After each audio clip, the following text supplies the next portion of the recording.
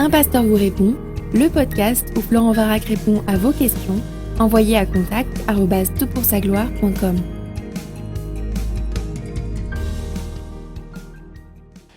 La question qui nous préoccupe est la suivante. Bonjour, je suis étudiante vétérinaire, âgée de 20 ans, engagée avec le Seigneur depuis mes 15 ans.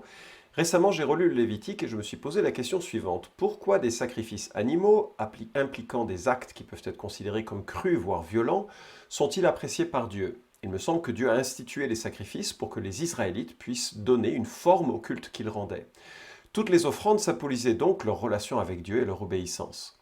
Toutefois, les offrandes végétales sont acceptées et appréciées par Dieu quand elles sont bien menées par le peuple. Quelle est la raison qui justifie les sacrifices animaux ? C'est une question que je ne m'étais pas posée auparavant, mais étant donné le contexte de mes études, c'est un aspect du texte qui m'a interpellé cette semaine. Merci beaucoup d'avoir pris le temps de lire mon mail. Votre travail est incroyable sur le site Tout pour sa gloire et représente vraiment un contenu qui m'aide au quotidien. Écoute, de nouveau, merci. Je sais que la question a été posée la semaine dernière. On s'est intéressé la semaine dernière à la question des raisons des sacrifices animaliers dans l'Ancien Testament. Et j'ai évoqué 3 raisons à ces sacrifices, mais il faudra se reporter bien sûr au podcast précédent. La première, c'est que c'était pédagogique. La deuxième, c'est que c'était une illustration de substitution.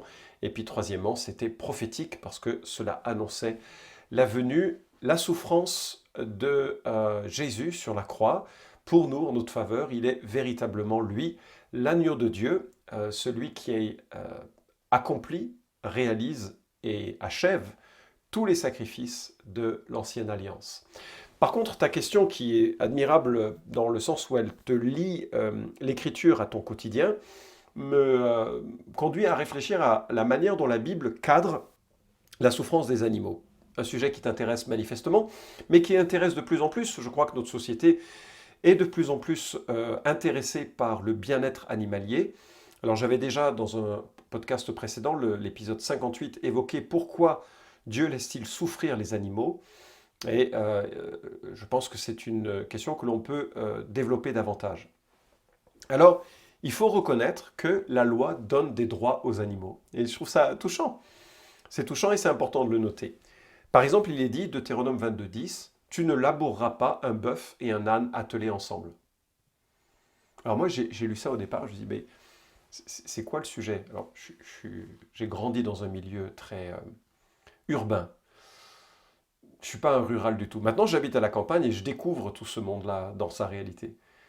Mais en fait, c'est super difficile de labourer lorsqu'il y a un animal qui fait 2 fois sa taille à côté. Enfin, c'est extrêmement inconfortable et c'est une souffrance que l'on fait peser sur les 2 animaux et notamment sur l'animal le plus petit.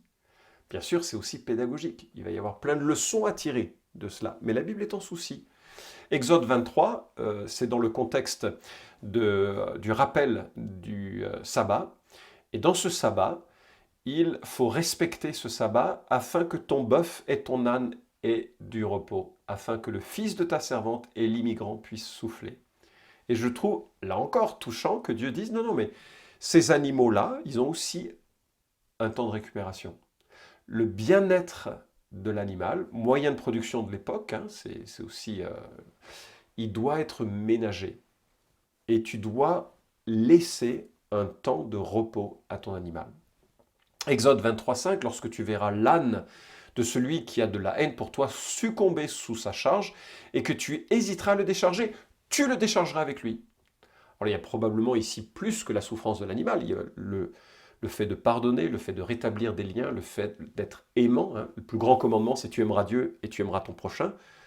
Je note que ce n'est pas la question animalière, tu aimeras ton animal, ton prochain, c'est plus important. Mais il y a associé à ça le fait de prendre soin de la création animalière. On ne peut pas accabler un animal. Deutéronome 25:4, tu n'emmuselleras pas le bœuf quand il foulera le grain.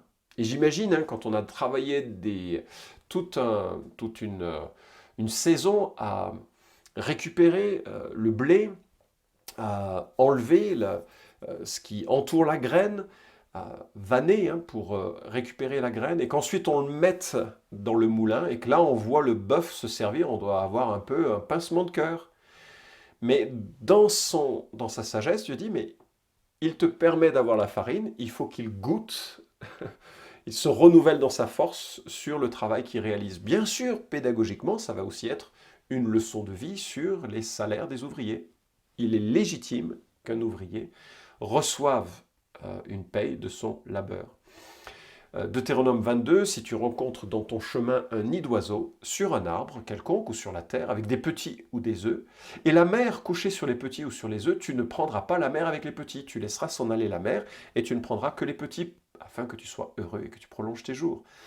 Donc il y a la notion, on ne va pas être cruel, on ne va pas empêcher non plus le foisonnement de la vie d'avoir lieu. Il y a même cette notion de jachère, qui est prescrite en Exode 23, et cette jachère, le champ qui est laissé pour ceux qui auraient fait faillite, qui seraient des pauvres, les gens peuvent venir grappiller, ainsi que, et je cite, les animaux de la campagne mangeront ce qui restera. Tu feras de même pour ta vigne et pour ton olivier. Donc il y a les jachères ou bien les fins de saison, il faut laisser un petit peu pour la création. Donc il y a vraiment intégré dans la loi cette notion que l'animal doit être respecté. Et nous remarquons aussi dans l'Écriture que Dieu est bienveillant vis-à-vis des animaux. Psaume 147, il donne sa nourriture au bétail, aux petits du corbeau quand il crie.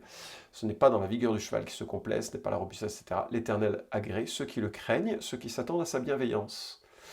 Et donc il y a cette notion qu'il y a une corrélation entre la manière dont on va traiter l'animal et la manière dont Dieu veut aussi que dont lui-même prend soin de sa création. Luc 12, 6, ne vantons pas 5 moineaux pour 2 sous, cependant, pas un d'eux n'est oublié devant Dieu. Pas un. Pas un moineau parmi les milliards de moineaux qu'il y a sur la terre. Aucun n'est oublié devant Dieu. Lorsque Dieu s'explique à Jonas, il ne devait aucune explication, mais Jonas était en colère que Dieu manifeste sa bienveillance. Et Dieu lui dit, n'aurais-je pas pitié de Ninive, la grande ville dans laquelle se trouvent plus de 120 000 êtres humains qui ne savent pas distinguer leur droite de leur gauche, et des bêtes en grand nombre. Et il faut remarquer, et des bêtes en grand nombre. C'est-à-dire qu'il y a là un souci de la part de Dieu que ces bêtes en grand nombre soient préservées. Dieu a ce souci-là. Job, chapitre 38, verset 41, nous présente un Dieu qui prépare au corbeau sa pâture quand ses petits crient vers Dieu. Vraiment, Dieu se soucie dans sa globalité de la gestion du monde animal. Alors, ce n'est pas un monde paisible. Depuis la chute, c'est un monde violent avec des prédateurs, etc.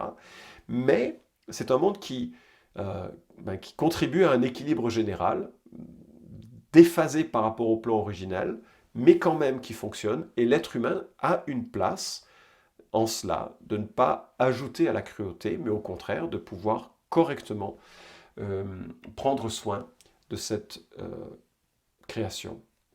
Et troisième remarque générale à ce sujet, la cruauté envers les animaux relève de la méchanceté en fait. Proverbe 12, 10, le juste prend soin de son bétail, mais les entrailles des méchants sont cruelles. Le juste prend soin de son bétail.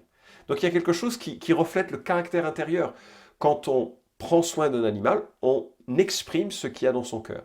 Proverbe 27, 23, connais bien chacune de tes brebis, donne tes soins à tes troupeaux. Alors certes, ça peut être lié à un conseil de sagesse, comme on dirait un investisseur connaît bien tes actions, les entreprises dans lesquelles tu investis, pour que tu ne perdes pas tout.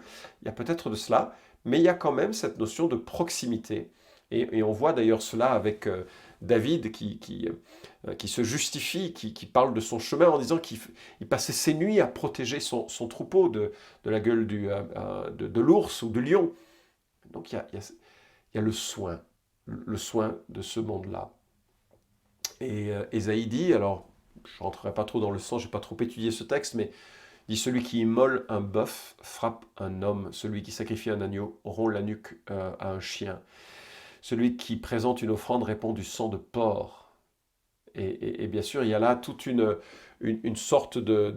C'est inconcevable de mélanger cette inattention à la loi de Dieu, cette inattention vis-à-vis du genre animal et ensuite de se présenter devant Dieu. Enfin, et je note que le trône de Dieu est environné de symboles représentant le genre animalier.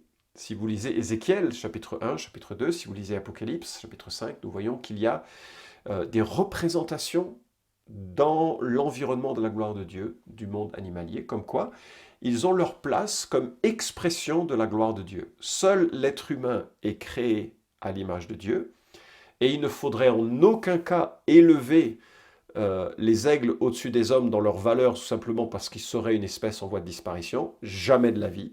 L'être humain est unique dans sa représentation de Dieu, et il ne faut pas confondre les genres, mais néanmoins, la création atteste de la gloire de Dieu, y compris par le monde animalier, dont nous devons avoir une responsabilité de gestionnaire, avec toute la sagesse que ça implique, de pouvoir contribuer à un équilibre, encore une fois déphasé depuis la chute, mais contribuer à un équilibre dans les lois que l'on peut voter en faveur de la préservation des choses, en gardant une proportion juste.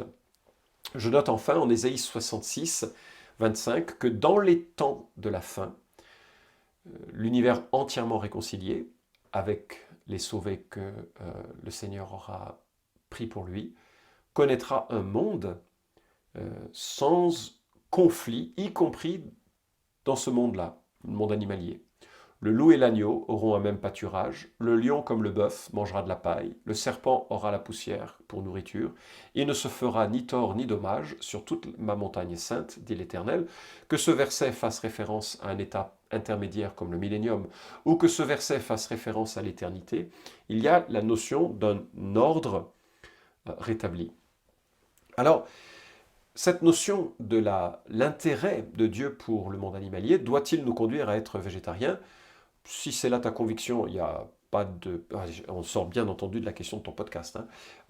Si c'est là ta conviction, c'est à voir avec ton médecin, parce que c'est une question qui a des ramifications quand même assez conséquentes. Mais c'est pas là ce qu'il faut retenir de ce podcast. C'est de souligner que prendre soin de la création animale fait partie d'un mandat général, d'un souci général de Dieu. Alors je m'intéresse un peu plus à ça parce que comme nous venons d'emménager il y a quelques semaines à la campagne vraiment, avec justement progressivement une petite à gérer ce genre de situation, je pense à ce que Joe Salatin, qui est un éleveur, agriculteur américain qui a développé l'agriculture durable avec plein d'idées créatives sur la manière de faire. Vraiment un homme à lire et à découvrir, remarquable, très présent sur YouTube, de bons livres, même si c'est manifestement pas un théologien, mais vraiment un homme qui est passionné par le Seigneur et qui a une vision du monde animal qui est absolument extraordinaire. Et il dit, moi je veux faire en sorte que les animaux qui sont sous ma responsabilité aient une vie excellente et puis un mauvais quart d'heure, comme de toute façon ce sera le cas pour chacun de nous. Et je trouve que c'est pertinent comme remarque, de donner une qualité de vie telle que Dieu a voulu qu'ils aient, et puis ils ont aussi une destinée dans un cycle de vie, dans une écologie de vie qui fait qu'ils sont aussi des aliments. Je le rappelle à partir de Genèse chapitre 9, et c'est quand même souligné en ces termes, et que comme nous, il y a un moment où on passe de vie à trépas, et c'est le cas de l'animal. Mais cette vie que l'on doit leur donner doit être une vie qui reflète la dignité de leur rang et de leur statut. Et c'est pourquoi les élevages intensifs sont dommageables, je crois, lorsqu'il y a des privations de liberté d'un animal, de son environnement naturel. On est dans des domaines qui sont un petit peu en dehors de la sagesse de Dieu, me semble-t-il. Je suis conscient, tu as posé une question qui a ouvert à d'autres pistes. J'ai pensé que ce serait intéressant de l'explorer de cette manière. Le premier aspect, qui était celui du sacrifice animalier, il a été évoqué dans le précédent podcast, qui est le podcast 267, si mes souvenirs sont bons. Et puis dans celui-ci, je voulais juste regarder ce que la Bible dit de la souffrance des animaux et de la responsabilité que nous avons à ce sujet. J'espère que c'était édifiant, parce que ça reflète ce que Dieu dit dans l'Écriture. Vous pouvez suivre cette chronique hebdomadaire Un pasteur vous répond sur SoundCloud, iTunes et Stitcher. Retrouvez les questions déjà traitées sur toutpoursagloire.com. Si vous aimez ce podcast, Merci de le partager sur les réseaux sociaux et de laisser une note sur iTunes. À la semaine prochaine!